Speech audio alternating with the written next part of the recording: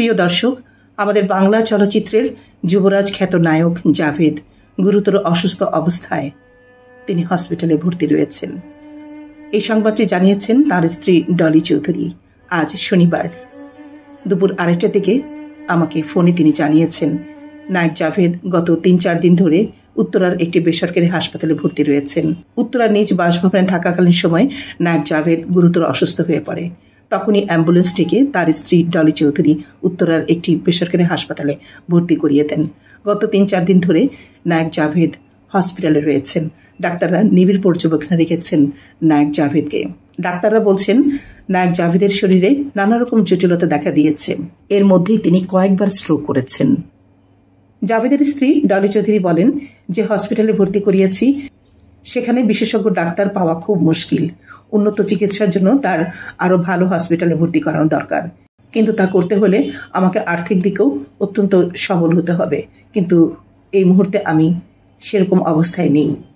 আর তাছাড়া এই বেসরকারি হসপিটালেও অনেক বিল আসছে, সেগুলো মেটানো আমার পক্ষে কষ্টসাধ্য হয়ে পড়বে। ডলি চৌধুরী বলেন, এই খবরটি আমি তেমন কাউকে বলিনি, কিন্তু আজকে 3-4 দিন হয়ে গেল মনটা অত্যন্ত খারাপ হয়ে আছে। আমি নায়িকা সুচরিতাকে জানিয়েছি, আরও 1-2 জনকে জানিয়েছি, আর আপনাকে জানিয়েছি। কান্নাজড়িত কণ্ঠে ডলি চৌধুরী বলেন, ডাক্তাররা আশা ছেড়ে দিয়েছেন এবং বলেছেন মানসিকভাবে প্রস্তুতি নিতে।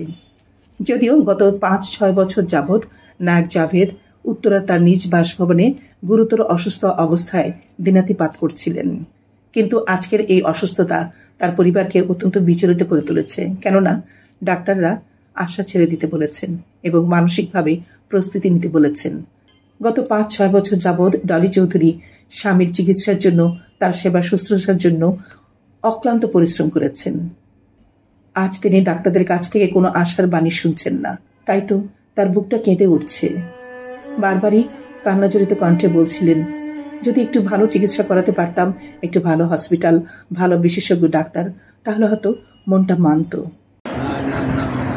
কি বলে দোয়া করতেছে, লা ইলাহা ইল্লাল্লাহু মুহাম্মাদুর রাসূলুল্লাহ। আচ্ছা, সব সময় পড়ে।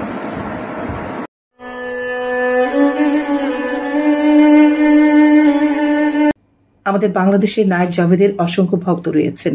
আজকের এই খবরটি তাদের জন্য অত্যন্ত বেদনাদায়ক। 60-এর দশকের শুরুর দিকে পাকিস্তান থেকে বাংলাদেশে এসেছিলেন নায়ক জাভেদ। এর পরের ইতিহাস আমরা সবাই জানি। তিনি নিজেকে প্রতিষ্ঠিত করেছেন অত্যন্ত শক্তভাবে আমাদের এই চলচ্চিত্রে। বাংলা চলচ্চিত্রে তার অবদান অসীম। আমরা কখনো অস্বীকার করতে পারবো না নায়ক জাভেদের এই অবদানের কথা।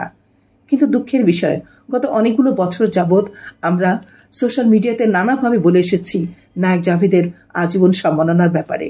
জীবিত অবস্থায় তাকে আজীবন সম্মানিত করা হোক, কিন্তু এখনো পর্যন্ত সেই কাজটি করা হয়নি। এই দেশ, এই জাতি একজন গুণীজনকে সম্মান দিতে পারেনি। আজ তিনি মৃত্যুর সঙ্গে লড়ছেন, হসপিটালে আইসিইউতে রয়েছেন, ডাক্তারদের নিবিড় পর্যবেক্ষণে রয়েছেন। ডাক্তাররা এক প্রকার আশাই ছেড়ে দিয়েছেন। সত্যি দুর্ভাগ্য এই জাতি, দুর্ভাগ্য আমাদের বাংলা চলচ্চিত্রের যুবরাজ খ্যাত নায়ক জাভেদ।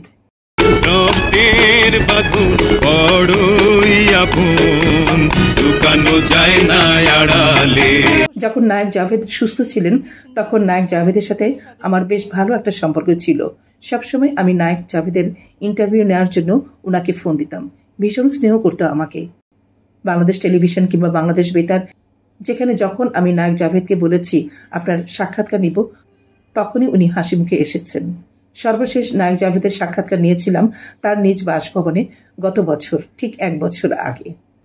এই মুহূর্তে যারা আমার ভিডিওটি দেখছেন, আপনারা সবাই দোয়া করবেন আমাদের বাংলা চলচ্চিত্রের কিংবদন্তিতুল্য এই চলচ্চিত্র ব্যক্তিত্ব, নৃত্য পরিচালক এবং আমাদের সবার প্রিয় নায়ক জাভেদের জন্য।